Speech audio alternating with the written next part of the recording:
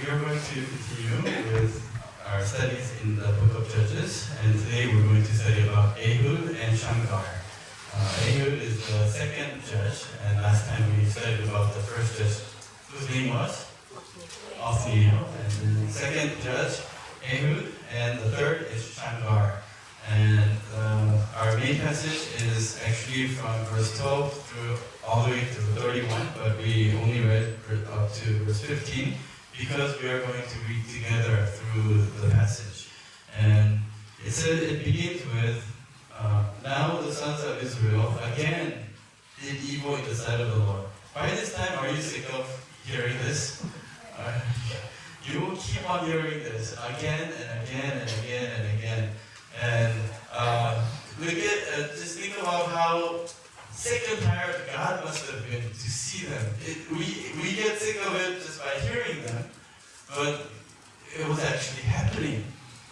And unbelievable. But the word again here is, in Hebrew, it means to increase or to add on to.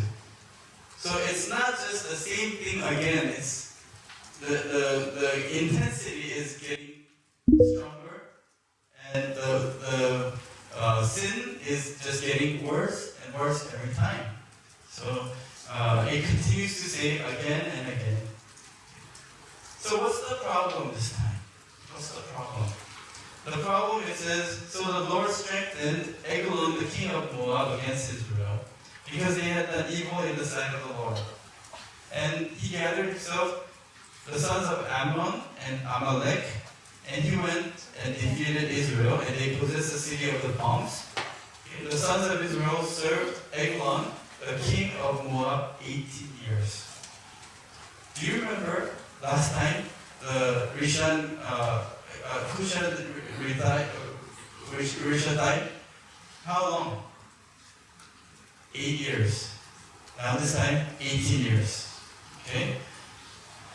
How long do you think next time will be? It doesn't go in a pattern, but probably longer. Why? Could it be relevant to the degree of their sins? Probably.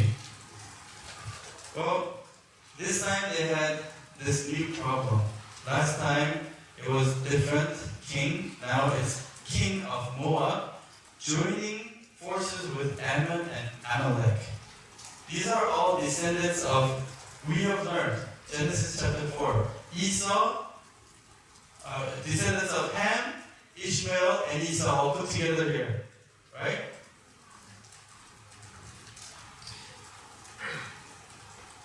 Now, do we have this kind of problem too? What's the problem here? They have claimed that they believe in God, but problems keep on arising.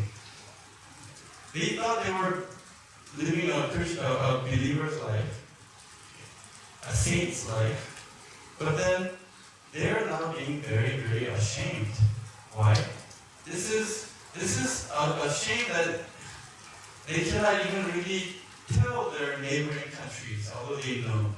Why? Because these holy, chosen people of God, who are supposed to be protected by God, are being ashamed, being ruled over by the most lowly people. These are the people that God said, you will not enter into my assembly of my general assembly of the children of God. Let's turn to Deuteronomy 23, verse 3. Deuteronomy 23, verse 3. It says, Deuteronomy 23, verse 3, it says, no Ammonite or Moabite shall enter the assembly of the Lord. None of their descendants, even to the 10th generation, shall ever enter the assembly of the Lord. These are the people, Ammonites are the people who are cursed by God, and he said, you will never enter into the assembly of God. But then, now the Israelites are being ruled over by them. What a great shame. Okay. Exodus chapter 17, 13, and 14. Exodus chapter 17, verses 13 and 14. So Joshua overwhelmed Amalek and his people with the edge of the sword. Then the Lord said to Moses, "Write this in a book as a memorial and recite it to Joshua, that I will utterly blot out the memory of Amalek from under heaven." This is what God said about Amalek. And what's happening? These people that God said, I will blot them out from the memory, is ruling over you, or over the Israelites. Moabites are the descendants of Esau. Okay? The Israelites are descendants of Jacob. What's the blessing that Jacob received? Your brother will be under you, will serve you. But what's happening? Just the opposite. What's the promise given to us today by God? You will overcome the sinful world. Children of God will be light and salt of this world. But then it is kind of like being persecuted, enslaved mentally or spiritually by the thoughts of the world. And what happened, verse 13?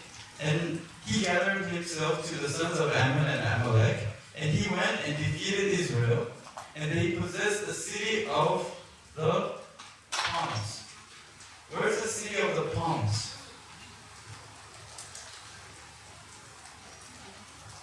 City of the palms. Let us turn to Deuteronomy 34, verse 3. Deuteronomy 34, verse 3. Deuteronomy 34, verse 3, it says, "And the Negev and the plain in the valley of Jericho, the city of palm trees, as far as Zoar." What's the city of palms? No? Jericho. Okay? The valley of Jericho, the city of palms, right? Jericho. What's so significant about Jericho? Jericho is the first entrance. It's God told them to keep it as a memorable place, so don't build another city. If you do, your firstborns will be judged. Right? And so God said, leave it as a ruin, so that you all can remember that this city is the entrance. It represents and reminds you of the great victory that God gave you. And after Jericho, or before Jericho, Joshua destroyed Amalek and came through Jericho. Now they're restoring Amalek, they're restoring Jericho. All the great defeats that we had. When I first came to believe in Jesus, I gave up my bad habit. I defeated my sinfulness. But then all those are coming back now. Right? In relation to our life. Do you have problems in your life? I wouldn't believe you if you said, I don't have any problems. We all have problems. Sometimes people come to pastors or some people come to doctors for their physical problems or health problems. But oftentimes, more than you think, they want the pastor or the doctor to fix the present problem without revealing or revealing the cause of the problem. Pastor, I have this problem. Can you pray for me? Of course. But then you get down to the source of the problem. And we don't have to talk about that. I'm not trying to be nosy. And imagine you go to a doctor. Doctor, I have this neck problem. The doctor says, okay, when do you not like that doctor? There was a time when I used to visit a chiropractor quite often and acupuncture because I had oftentimes had lower backache, back pains. And many times I go and I want them to crack my back so it feels good and massage my back so that I don't have, that pain goes away. If you ever had back pain problems, how long will that last? Crack your back and massage your back, you feel good, how long does that last? Maybe one day, at the most 1 week. And that same problem comes right back. And so my chiropractor said, you have to fix your lifestyle. Stop sitting in front of your computer too long. And when you sit, you have to change your posture. I did not like that doctor, so I went to another. Can you fix my problem? The doctor said, you have to change your posture when you stand and when you sit. I went to another. It never fixed until I realized, oh, maybe those doctors are right. I need to, the standard of my life. When the doctors or the pastor tells you you have to change the way you think or change the very way that you live your life, then you start not liking the pastor or the doctor. You start thinking about, maybe I should go to another pastor or another doctor. We don't like it when our standard needs to change. When the roots, when God tries to get down to the roots. And so we don't like to change our ways, but we still want the problem to be solved. And that becomes repetitive. And after repetition, it doesn't work anymore after a while. And when I fix this problem, my neck is fixed, but then there's another part of my back that starts to hurt. Okay? Same thing in our life. If the central cause of the problem is not fixed, there will be another problem coming after I fix this one. Do you understand what I'm trying to say? That's what the people of Israel were going through during the time of the judges. That's why they wanted to put a cast on my neck or on my back. Not a cast, but those, what do you call those, girding things? Brace. And once I'm on the brace, I don't hurt. Although it's very uncomfortable, right? But once the brace is out, after about a week, I'm hurting again. Why? And that brace is like the judges. When God sent the judges and tightened them down, they're okay. But when the judges go away or die, they're in pain again, with problems again. And so what happens? These naggings from God, judgments and punishments just become more repetitive and more frequent. But the actual problem did not go away. What was the actual problem? They continued to claim and deceive themselves that they have faith because they called upon the Lord, because they lifted up offerings to the Lord. However, at the same time, I think this is the third week I'm mentioning this, they worshipped Baal and Asherah. They did not claim to worship Baal and Asherah, but back in their minds, they believed in them. They followed the culture, their ways. Why? Why would you believe in Baal and Asherah? Do you think Baal and Asherah exist today in our culture? In what ways? What's their new name? Baal and Asherah, what do they give? Prosperity. So Baal and Asherah's new name is money. Money. Okay. So why do people worship Baal and Asherah? What happens when you have money? Right? So do Christians follow Baal and Asherah? They don't believe, they claim not to believe in them, but they follow, right?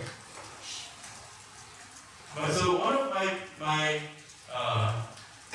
the chiropractors who went to seminary with me was older than me, but he was also fixing senior pastors back also. But he's the one who told me, you have to think about gravity. on pulling you.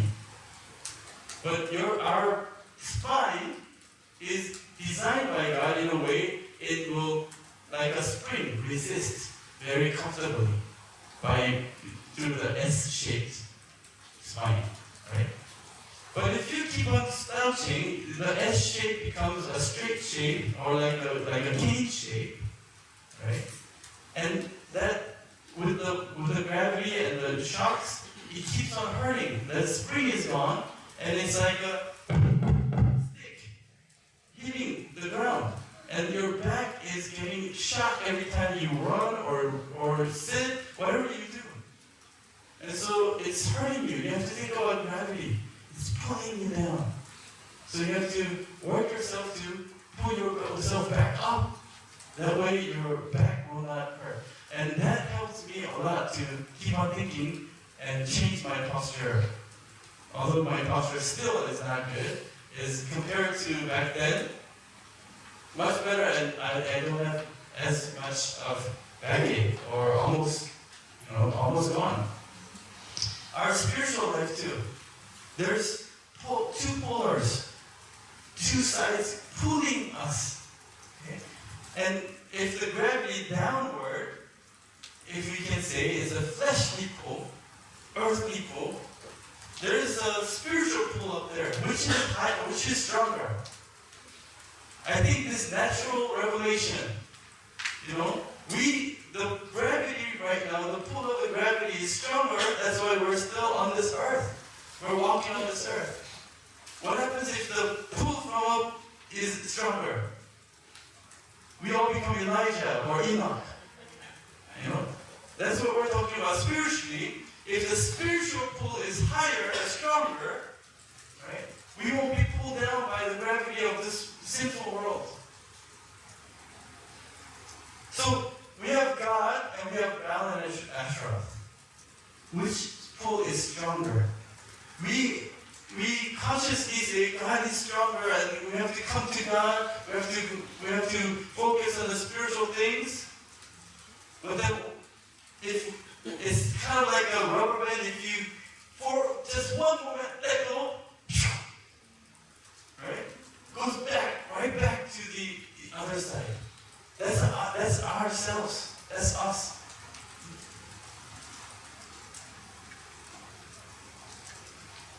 And so many times, I'm talking about every one of us, including myself.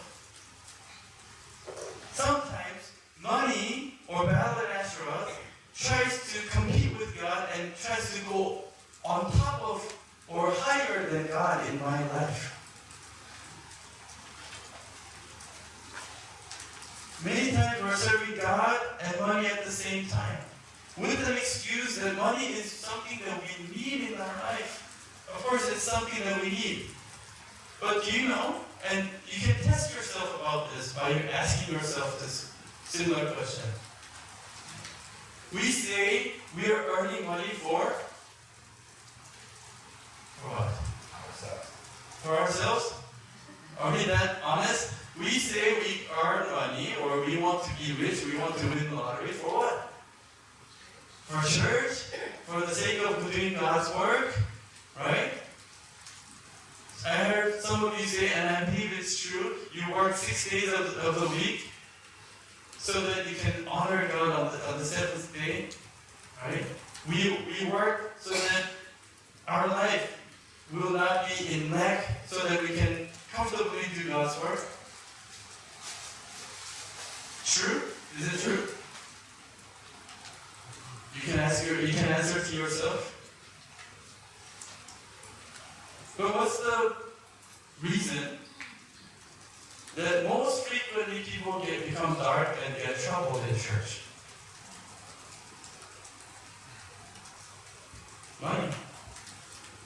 We say we are working for God, all that I have belongs to God, but when the pastor says, can you tithe?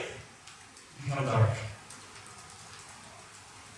When the church is gathering, building offering, people become dark. Do you know what majority of Jesus' parables were about? Jesus' teaching? You can count them. Majority, meaning more than 50%. I would even say more than 3/4 or 2/3 of Jesus' teachings are about money. Why? The Bible says, where your money is where your heart is. Or your heart is where your money is. Right? Jesus is not talking about literal money, where he's not trying to gain money out of us. But he's saying, where is your heart? In the Old Testament, God continues to say, these people worship Baal and Asherah. Jesus in the New Testament says, you guys love money. Love of money is the root of all evil.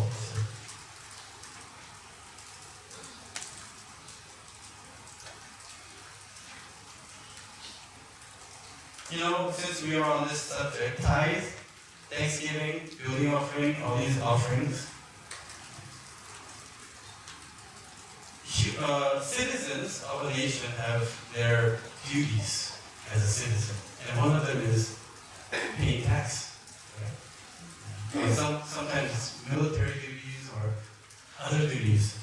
There are 4 or 5 major duties of a saint, of a Christian, especially in any denomination and in our denomination too. And tithing is one of them. But we have come into an age where it is very sensitive to talk about that. And some people say, oh, that's the Old Testament thing. Guess what? Jesus talked about tithing. Jesus was 2,000 years ago. Then everything that Jesus said is invalid, is it? Because he was 2,000 years ago. Oh, today, because of the circumstances, the culture, it doesn't apply. But then what applies from the Bible? God said, I give you 9 and you bring me 1 back out of the 10. And that 1 belongs to me. And when some people say, okay, I take away 1/10, and I divide that up to different parts. So I use the tithe to give Thanksgiving offering, to buy some people in the church food, you spend this there, and part of it as building offering. No. You don't use God's money to do that. You use our money to do that. From the 9 parts, not from the 1 part that is supposed to belong to God. We don't control and we don't decide to use the tithe according to what we think is right. It's the things, that's the kind of thing that the people during the time of the judges are doing. What is right in their own eyes. Why? They were saying, hey, I'm still giving. What's wrong with giving? I'm giving. But then it wasn't in the right way, as God said. Another thing about tithing, especially in our main church too, there are sometimes people who fall into heretical teachings. People who are accused of different things. And the best way to check is whether their tithing continued on. Many times they stop tithing when they fall into heretical teachings. Many times, in terms of appointing or ordaining elders, appointing eldresses, or leaders in the church, especially heads of the different departments, if they don't tithe, they don't qualify. Because they are not fulfilling one of the main duties of, and not only tithing, all these things. I intentionally talked about this because I said, test yourself. Is your heart already dark? Because Pastor is talking too much about tithing.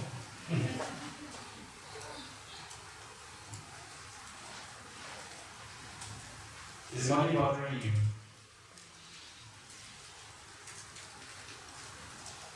Why is, back to the time of the judges, why is this problem continuing to come back to them?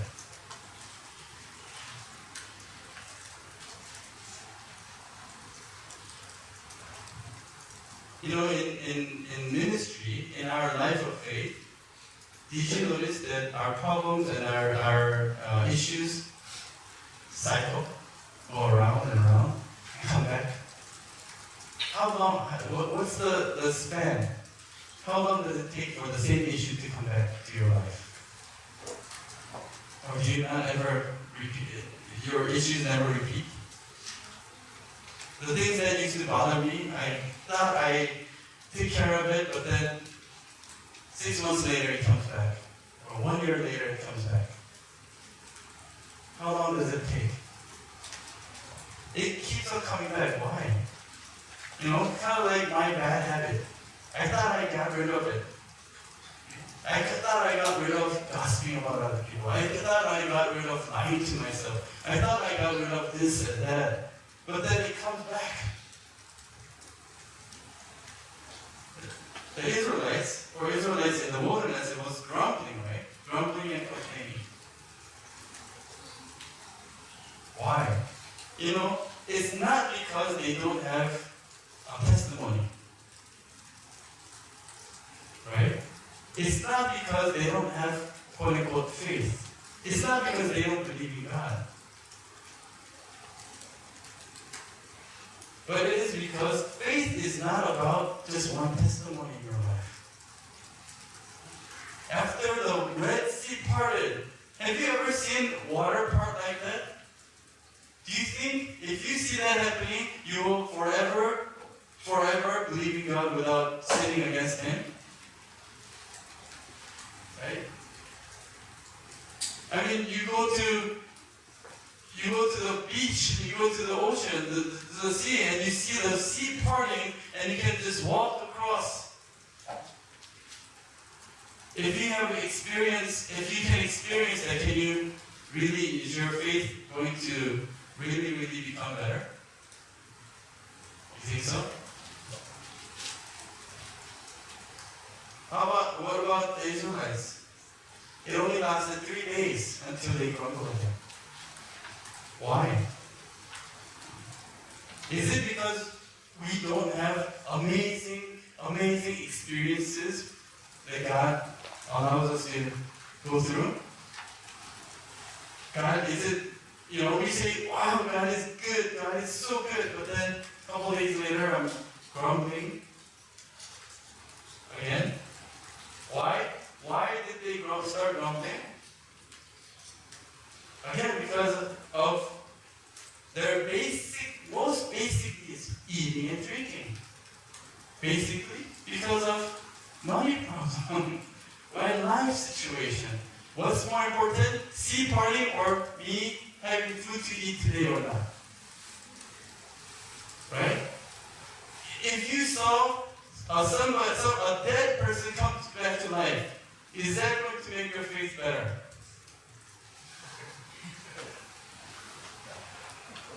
I just see a lot of sleepy people come back to this life. Will that make a change? And for a while it'll last, but even that has an expiration date. We have a tendency of forgetting. Why is it changing? All these judges, during the times of the judges, every judge has every period of each judge has amazing, miraculous testimonies where they cannot explain other than it must be God. But then they went right back to worshiping God and Ezra. Why? Again, because of the gravity. We're on this earth. Okay, that guy came alive. Okay, I believe that. But then, right now, I don't have food to eat. I don't have, my life is not comfortable. Yeah, I believe the sea was parted. I believe the dead guy rose up. But then, my life right now is not so comfortable.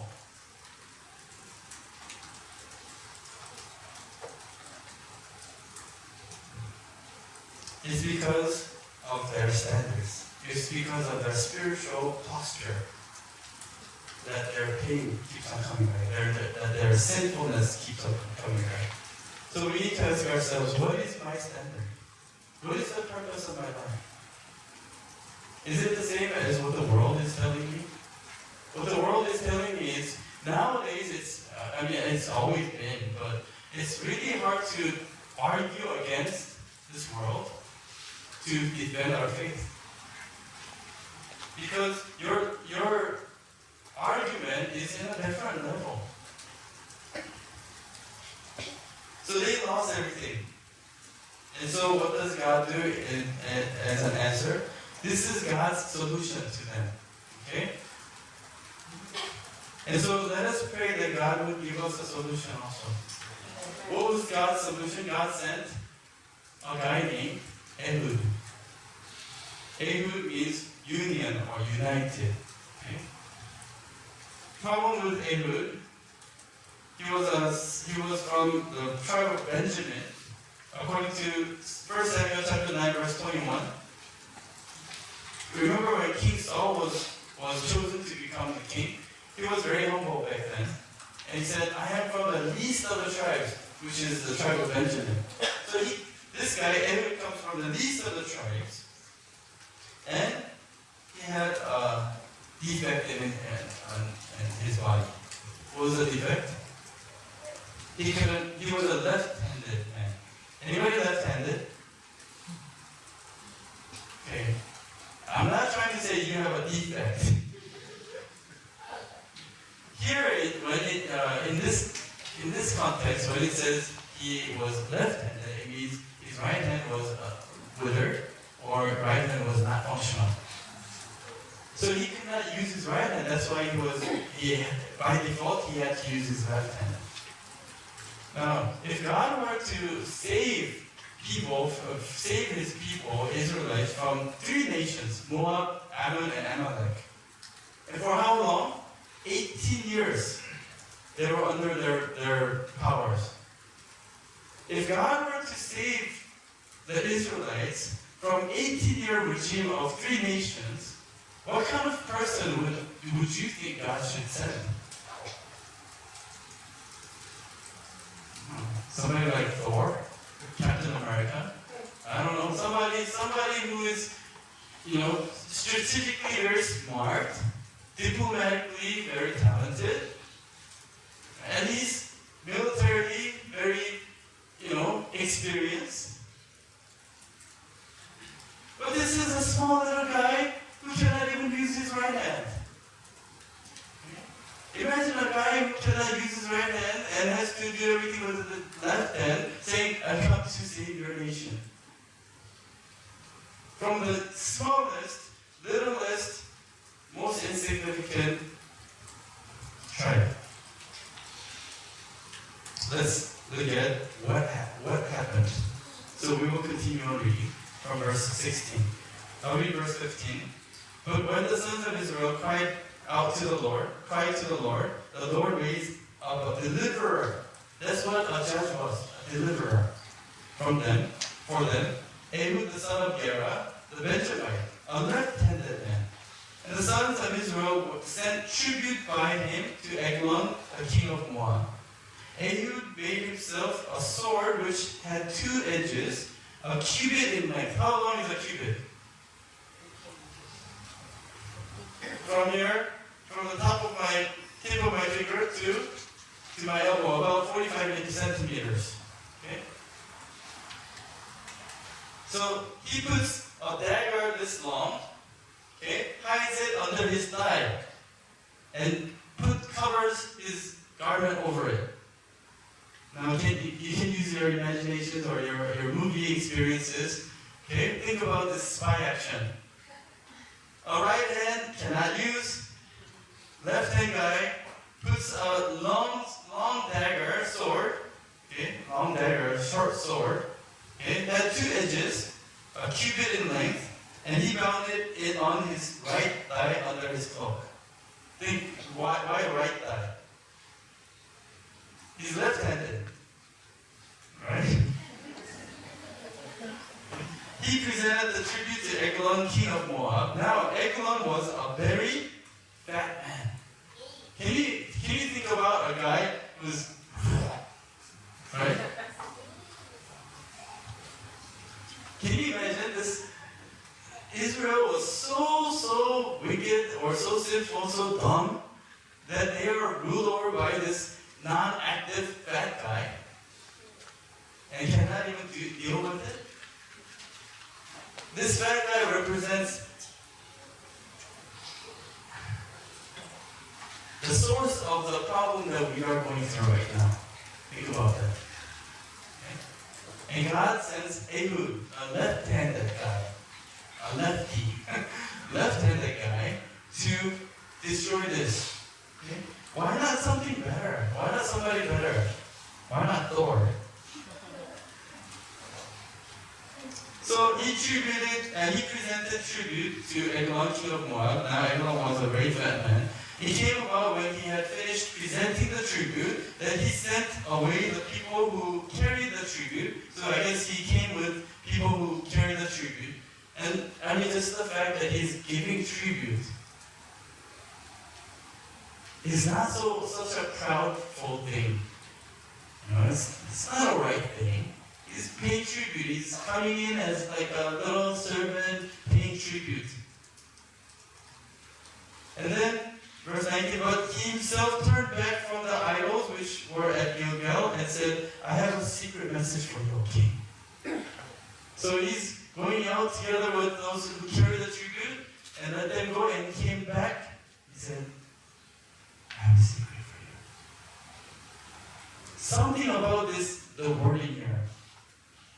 What would you do if you were a king? If I went to, this week we're going to Philippines, I came back, and one of you comes to my office and say, Pastor, I have a secret to tell you. Something happened while I was gone? I have a secret to tell you. Makes you wonder. So the king sent other people away, and he said, keep silence. Wow. You're thinking, the king Eglon is thinking, this is something special. This is something different. And all who attended him left him. Ehud came to him while he was sitting alone.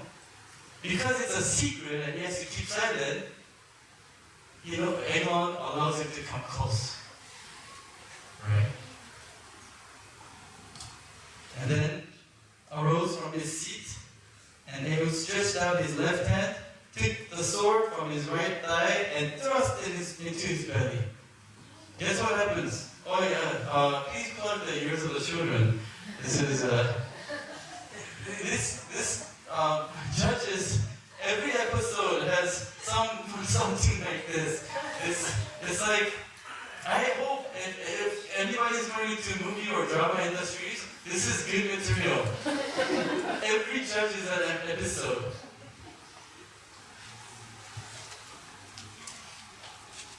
Thrust into his belly, the handle also went in after the blade. What happened? The fat sucked it up. And the belly, the fat of the belly, the flap of the belly covered it up. Basically ate up the blade and the handle.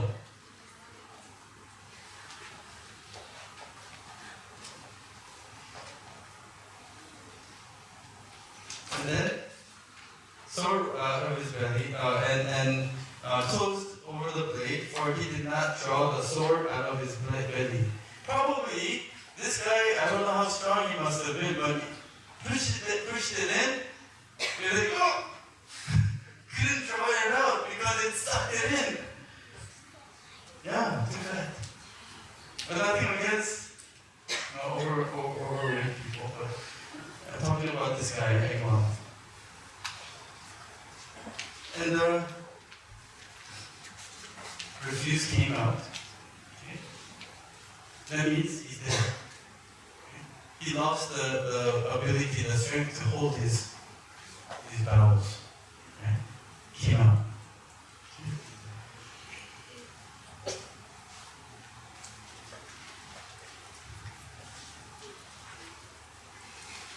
And Ehud went out into the vestibule and shut the doors of the roof chamber behind him. So he went out the back way and locked them. And when he had gone out, his servants came and looked, and behold, the doors of the roof chamber were locked. And they said, he is only relieving himself in the cool room. Maybe there was a little toilet inside of this room, and it's locked. So they said, the king must be doing his business, going to the toilet, relieving himself. Okay? You might be thinking, oh, maybe they thought he was resting. But in the original language, it's actually pooping. Okay? Himself. They waited until they became anxious. It literally means they became until they were ashamed. Such a long time. So long.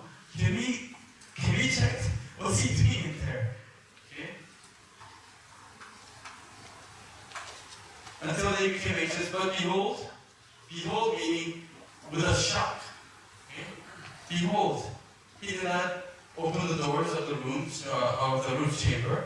Therefore they took the key and opened them, and behold, their master had fallen to the floor, dead.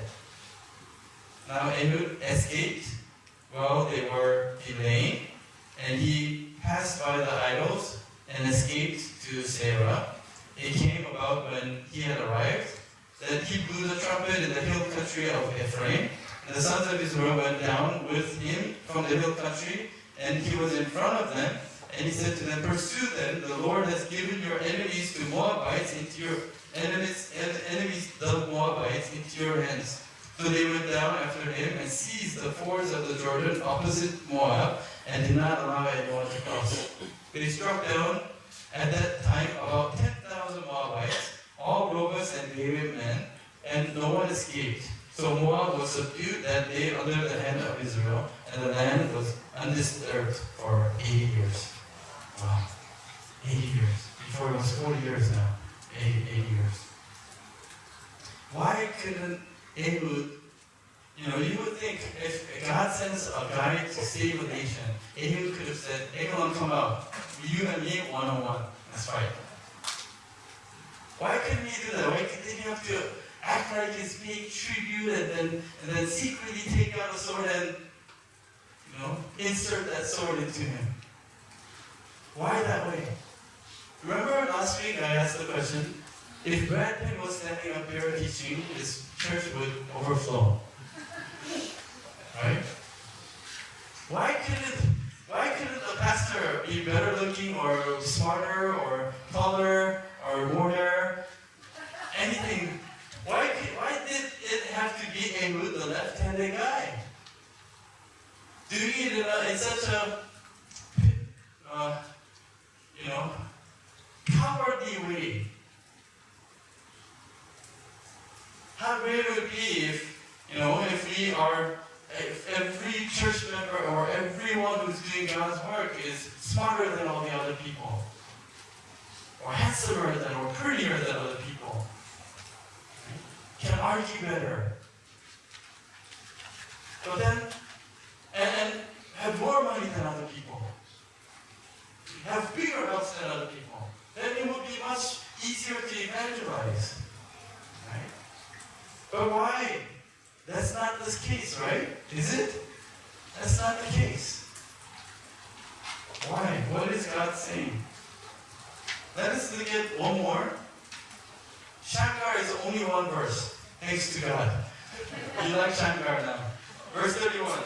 After him came Shankar, the son of Anath, who struck down 600 Philistines with an ox goad. What's an ox goad? A stick. Now this is Thor. But he was nobody. He was just a ox. What do you think he was? What was his job? Huh? Probably a shepherd or farmer, a common guy. Philistines are known to be very valiant, strong strong warriors. Can you imagine a guy not with a sword, not with a gun? Even with a gun, it would be almost impossible, right? With a stick, defeated 600 Philistines. This is impossible. What is God trying to say through Ehud and Shammar here? God is saying, Israelites, you guys are so dumb. Okay, I shouldn't say so many words. Because you were being ruled over by these morons for 18 years when a little left-handed guy can defeat him overnight. You were afraid of the Philistines when this little common guy with a stick can defeat 600 of them. God is telling us, your problem is nothing. Your problem is not that problem. Your backache, your neck ache is not from your neck. Your problem is not the problem. The problem is you trusting in something else and complaining against God. Where is your standard? Where is your posture of faith? Your back is all screwed up, and now you're complaining about your neck ache? No. Get your back straight first. Get your posture up straight. Get your daily life, your spiritual duties as saints of God straight up first. Then we get what happens to the problem. God took the left-handed guy, a guy that was crippled on the right hand, to show them something. God took that one little common guy with a stick to show them that as long as they are put into the hands of God. It's a little stick, but when it depends on who holds it. It wasn't Shammar himself, literally.